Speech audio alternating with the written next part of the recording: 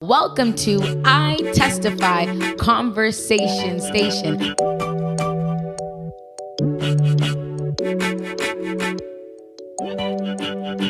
Today's topic is personal finances. With your girl, Will. Shalicia Harris.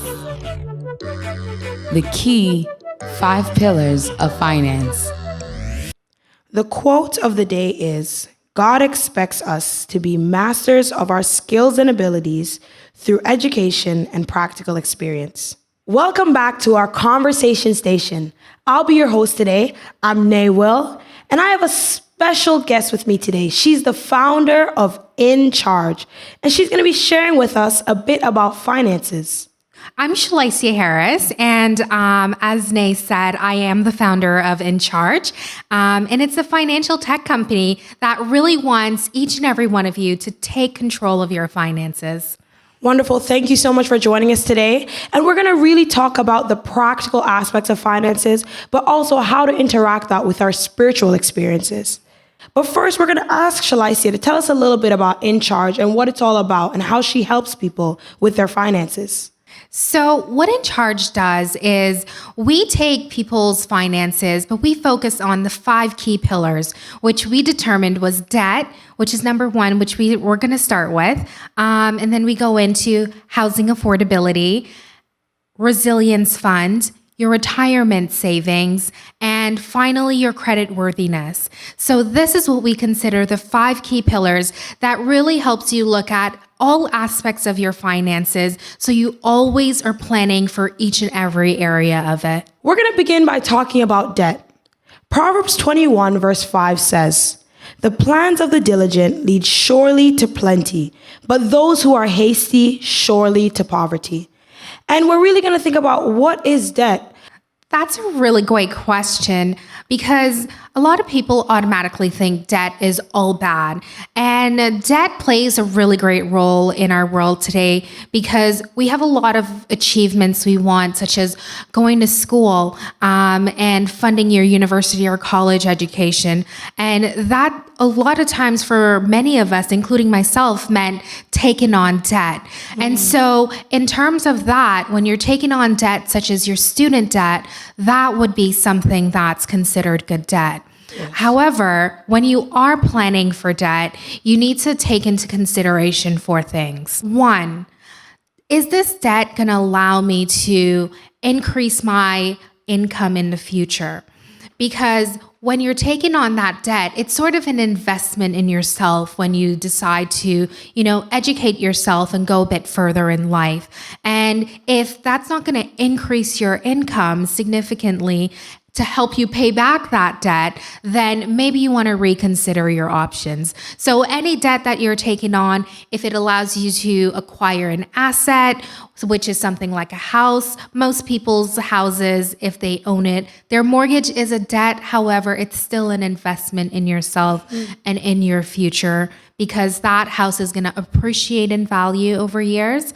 So that return comes back to you. So things that increase your net worth or allow you to make more money or takes you a bit further in life, those would be considered good debt. And education and something like a mortgage is a great example of it. When we look at a vehicle, a car, a lot of people want a car. Cars are nice, they're great. But depending on the purpose of that vehicle, that could either be considered good debt or bad debt.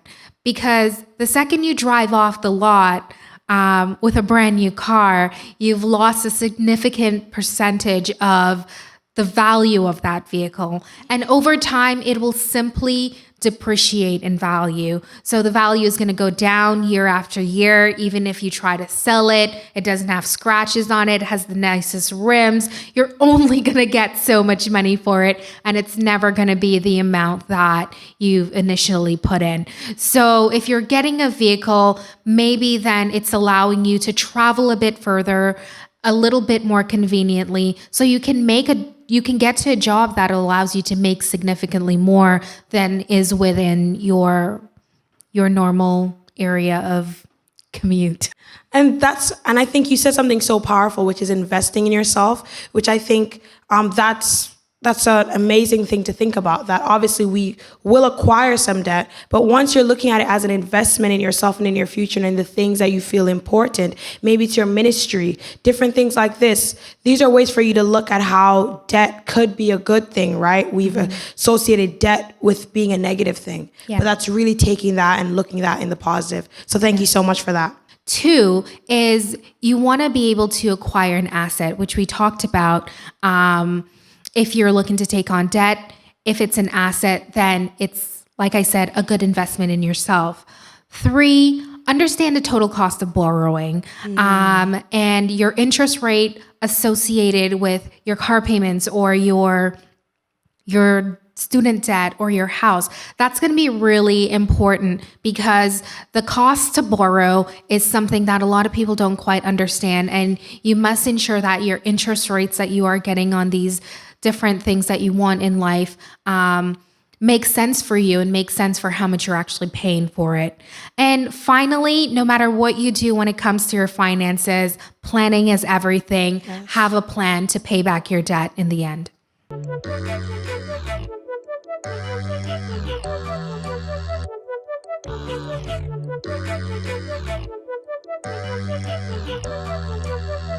Sometimes we forget about the practical aspects of life. And as individuals that want to put ourselves in the community and invest positively in the community, it's also important that our lives are able to sustain these things, right?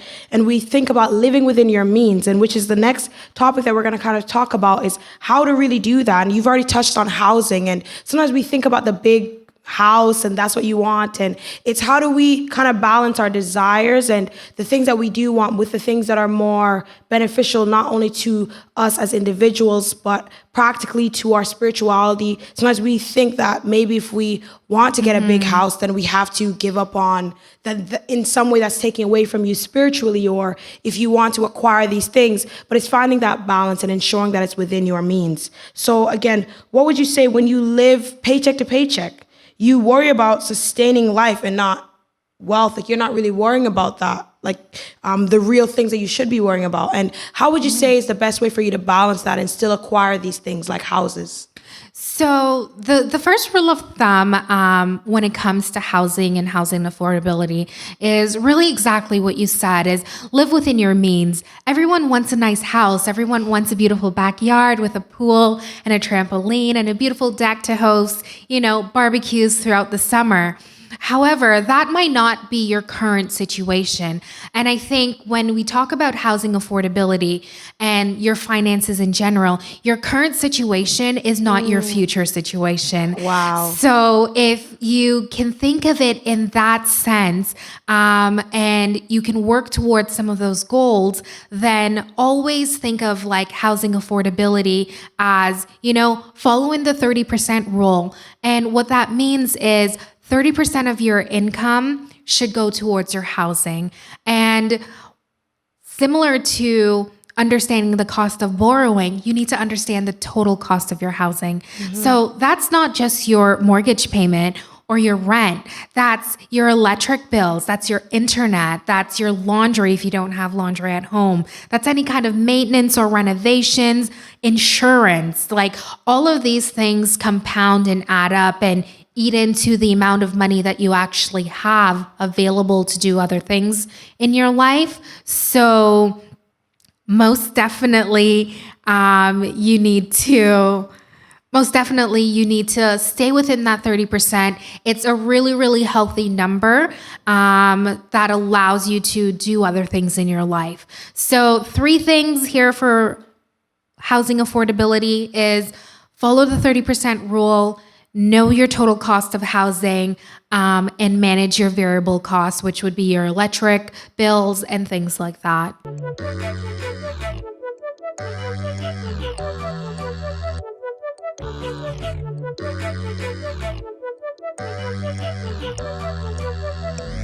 Yes.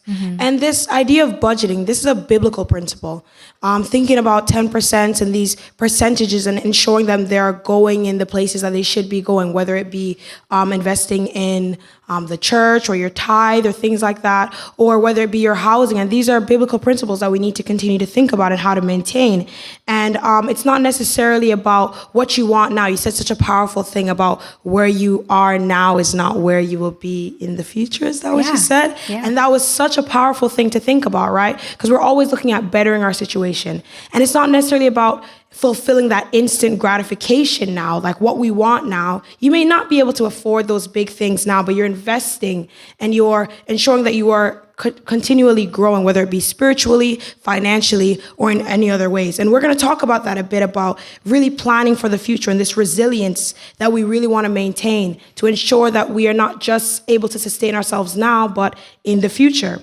So we've also gathered some questions from our young people, and we'll be able to ask them throughout the episode. And one of the questions they asked about housing was, is rent really more expensive than your mortgage? So that's a really great question, because I think it's a little bit of a myth out there, and it all depends on how you look at it.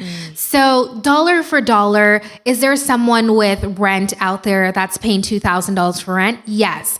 Is someone's mortgage $2,000 out there as well too? Yes. So when we think of rent and mortgages, it's dollar for dollar, not necessarily more expensive. However, with rent, you don't really see that money back. You don't really see something that you've worked for in the end. It kind of goes into the abyss, and you can't think about it ever again. However, a mortgage is something, like we said, is an investment in yourself. It's something that's going to be there for you in the future that you can leverage, and that is an asset for you in any real estate that you've purchased. So not necessarily more expensive, definitely an investment in yourself, but there are perks to both renting and owning. So what would you say are the perks to renting? So it depends on your current life situation. As a young person, renting would be something that's totally feasible for you, because you don't have that down payment as yet to make. And it allows you to probably, move from city to city as you're trying to figure out, like, where's life going to take me? Where do I feel like I need to be for my career, for my family? How do I want to raise them? And it gives you that flexibility. Whereas with a mortgage, the benefit of that is that, as I said again, you are invested in yourself. So you want to make sure that you're taking care of that property, and that's going to give you more value and help you build wealth over time. Wonderful. And I think the theme is staying consistent, is that ensuring that where we're investing is somewhere that is very practical and something that will ultimately, you're investing in yourself, you're investing in the things that are important, right? So if you are going to rent, ensuring that you're going to a place that's going to further you, whether it be financially later on or academically, or maybe it's for practical reasons like your family or things like that, right? And so it's important for us to continue thinking about these things and ensuring that the things that we are doing now, we're not just thinking about now. It's not necessarily about instant gratification, but it's about that resilience. It's about ensuring that in those times that we need to be resilient, we are able to do that. And Proverbs 21 verse 5 says, "The plans of the diligent lead surely to plenty, but those who are hasty surely to poverty." And we really want to talk about this resilience. I know you talk a bit about a resilience fund, and tell us a bit more about that and what that really means. Yeah, so at In Charge, we really try not to use an emergency fund too much, because an emergency is something that happens in a moment in time. Yes. And it's something like your car needing a repair and you need to take care of that immediately. However, it typically doesn't have too many long-lasting effects. And what we really want you to plan for is a crisis. And right now in the world, we're dealing with COVID-19, where a lot of people have lost their jobs. A lot of people haven't been working for about 4 months. And that's a crisis. And that is where you need to be resilient. And so resilience really means, the ability to bounce forward and not necessarily bounce back to where you are. You really want to bounce forward from where you currently were. So if you did have a resilience fund and COVID-19 came and you lost your job, you aren't going into debt during this time to fund your life, even though the government has stepped up significantly to help families. $2,000 may not be enough for a particular family. So that means if you don't have a resilience fund, you're going into debt, which is actually putting you back. And if your resilient fund was there to back you up, it keeps you afloat. It keeps you in a great spot. And then when you get your job back, it allows you during that downtime to maybe brush up on some skills, learn a new skills, change your career, using that time wisely versus stressing about your finances in that moment and not seeing a path forward. So when I say it bounces you forward, is that once you get a job again, you're then in a good spot to simply continue from where you are and not making up ground at that point to get back to where you were to move forward. How much am I supposed to be preparing? What's the percentage of my income or whatever that I should be investing in this resilience fund, this crisis preparation fund? So it really does sound like doomsday, I know. Yes. But what you really should do is, I know a lot of people that follow David Ramsey. He has a great idea and great principle, which I like as well too, is get to $1,000 first. And that $1,000 is going to be your emergency fund. Okay. And that is going to be the foundation of where you start to build resilience from there. So once you get to saving $1,000, having it there, that's your stash away for resilience. Then you start to build upon it. And then there's the other principle where you should save 10% of your income. And with that, you can then take 5% of that and put it towards your resilient fund every month. And then the other 5%, you put it towards investing in your future again. So it's always about, future preparedness and planning. Yes. And when it comes to budgeting for resilience, the goal is to get anywhere from 3 to 6 months of your expenses covered, so you're not stressed during those times. Wonderful.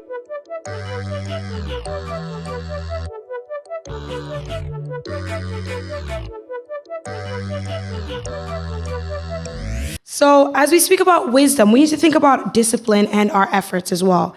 And it's not just for now, but even as we start thinking about the future in our own personal lives, things like retirement, we have to think of our means not as income, but as resources that we have a responsibility to manage. Money is the method we use to accomplish these things. And so as we think about retirement, how it's very easy, especially as young individuals, to kind of separate ourselves from the thought of aging and, even things like preparing for retirement and stopping work. We're thinking of getting into our careers. So it's kind of it seems unrealistic to be thinking about something so far ahead. Yeah. But as spiritually minded individuals, we have to think that the future is coming. We're always preparing for the future. We're thinking of heaven, and we're thinking about practical, that this world is fleeting and time is going, right? And so as we think about that, we also need to think about retirement and things like that. And how would you say is the best ways for us to prepare for things like that? I think as young people, planning for retirement actually becomes so much easier the younger you are. Because if I told you that by the time you retire, if you started planning for retirement at the age of 18, you could be a millionaire and have $1 million in the bank. Like, how surprising is that to you? Shocking. So just some quick numbers recrunched. So if you started investing in a retirement fund, like a registered retirement savings plan known as an RRSP at the age of 18, because that's when you can open one. And you started putting in $100 to $150 every single month into that account. By the time you reach 65, and your interest started making interest and started gaining interest for you, and you simply don't touch that money. It's easily, the math is simple. The math makes sense. You can get to $1 million from 18 to 65 with something small as $150 every single month. Wow. And the later you wait in life to start contributing to your RRSP accounts, the higher that number needs to be. Yes. And you don't have as much time for your interest to make interest. Right. So really time is on your side. And I personally wish I knew this when I was 18. I would have started that a long time ago.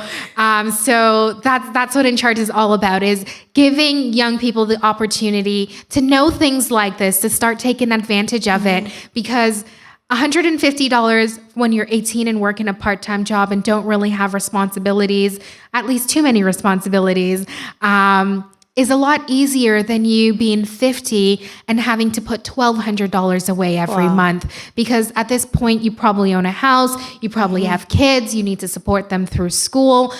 So the younger you start, the better it is for you, and the easier it is for you to plan for some of your other future money. And it frees up space for things like vacations and traveling and any other interests you may have in your life. And wonderful. And these are the ideas of discipline, because you spoke about having the money in the bank account. I can only imagine and seeing that interest and not touching it. Yeah. And I think these are the things, right? We're learning this control and this self-control, this discipline. And it's really putting that effort in as soon as you can, not putting off for tomorrow what you can really do today. So we have another question that was presented by our young people, and they just want to know, what is good investing and what is bad investing?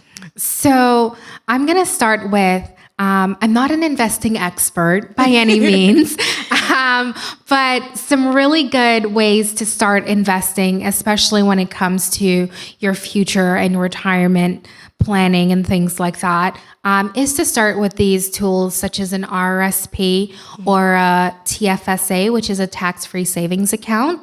Both of these accounts can be opened when you're 18 years old. Investing those accounts, and you can help set your risk with your risk level of how risky you want your investment to be. Do you want it high risk? Do you want it low risk? Do you want it medium risk? And meeting with a financial advisor or someone that, specializes in how the stock market works and how interest and all of this works in the stock market, that's really gonna be the real starting point for you in terms of investing. Because if you go and you start trading stocks yourselves, the stock market's always going up and down, especially, this entire year of 2020. It's kind of had these mild crashes week to week sometimes. So definitely start with RRSPs and TFSAs, and it's kind of like dipping your toe in the water. And as you feel more comfortable and you're learning and you're educating yourself using really good resources, we're actually going to be hosting an investment training. So, and that's going to be run by a university professor who's definitely an expert in this area.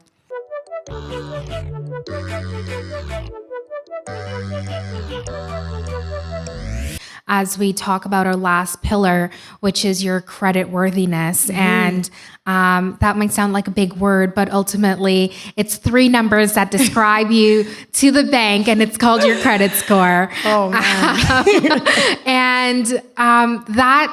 That's a really great number, because one of the key reasons In Charge was started is because we went out and we surveyed people, we talked to a lot of people and said, how do you understand your current financial position?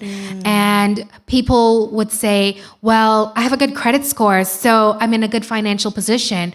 That's great. It's a great step to have great credit worthiness and be trusted with debt. But it's not everything when it comes to your overall financial position. So everything we talked about, debt, housing affordability, your resilience fund, your retirement savings, but credit worthiness is just as important as all of those. And we all know how important our credit score is. So what your credit score ultimately does is it gives banks or anyone that's lending you anything, including your employers. Some employers, actually most employers, will probably run a credit check on you to see is this person a risky person? Can I trust them to be in my organization? Are they handling money? Can I trust them not to steal my company's money? So building your good credit and your trustworthiness isn't necessarily around just money for organizations. It's around just simple trustworthiness. Can I give this person something to take care of? If you ever did one of those programs in school where they gave you an egg for a week, you would understand how hard it is not to break it. And it's like breaking trust when you break the egg. It's hard to clean up. And it's the same thing with your credit score and building credit worthiness. So it's focusing on key behaviors, which would be paying on time, and in full. And if you're not able to pay in full, at least pay the minimum payment on all the debt that you have. Another part of credit worthiness is, we live in a world that's not so trusting necessarily, and you might be a victim of identity theft. And a lot of that goes on to your credit because people are opening accounts in your name in order to get access to cash. So when you look at your credit report, which is something you should get at least every year, that can help you manage your credit worthiness. Because if there's something on that's affecting your 3-digit score, then you can figure that out and have that fixed so your overall credit standing is in a good place. And third, live within your means. Don't take on more debt than you can afford so you can maintain really great credit worthiness. And so we do have another question that was presented by the young people, and they want to know does having a credit card young actually better your credit or? Yes. So having a credit card early can definitely help you start building credit. Yes.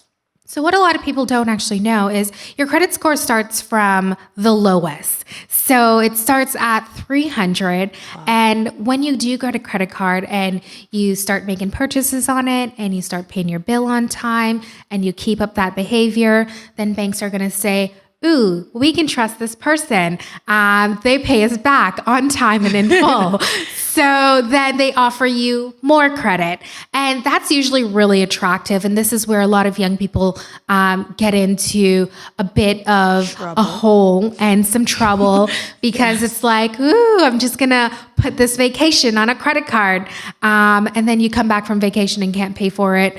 And that vacation was no longer a deal to you. It was no longer $1,200 because you're paying it off 2 years later and it's incurred 19.99% interest over that year.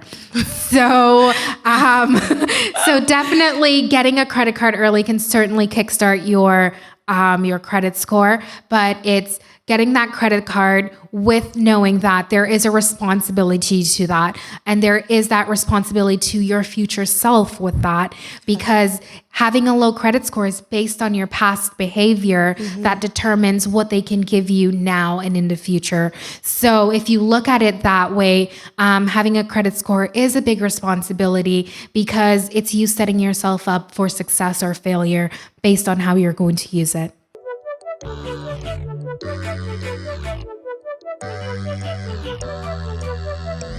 And so before we wrap up, I just want to know if you have any final words to share with us, any things that you'd like to leave us with, whether it be about In Charge or whether it be about just the things that we've talked about today. Yeah, so I think it really all goes back to, why In Charge was founded and what we really wanted to do. Because as a young person, I struggled with my finances and I wish I had the help earlier on. Finances are overwhelming and uncomfortable. Nobody wants to talk about it. Everyone's scared to show anybody their true financial status. And that's why we're here. And that's why we developed the 5 key pillars. So it's structured in a way that you can think think about it clearly, and you can make a plan. And that's what we do. We help people make a plan for their finances to get them from point A to point B, and continuous growth. That's what it's all about. Yeah. And we're so happy to have welcomed you here today. And we just want to thank you for doing this and starting this company and being able to reach out and help people in this practical way. And we do wish you all the best in this. And we already see all the things that you're doing. And we just know that it's going to be a success. And if they did want to contact you and get a little bit more information about In Charge, or some help with all these tools that you've shared with us, where would they do that? So you can certainly follow us on Instagram or Facebook at b.in.charge with an extra E. And you can also find that information down in the bio, and also at beincharge.ca. So very, very simple. I want you to beincharge.ca. So find us there. This is I Testify Conversation Station.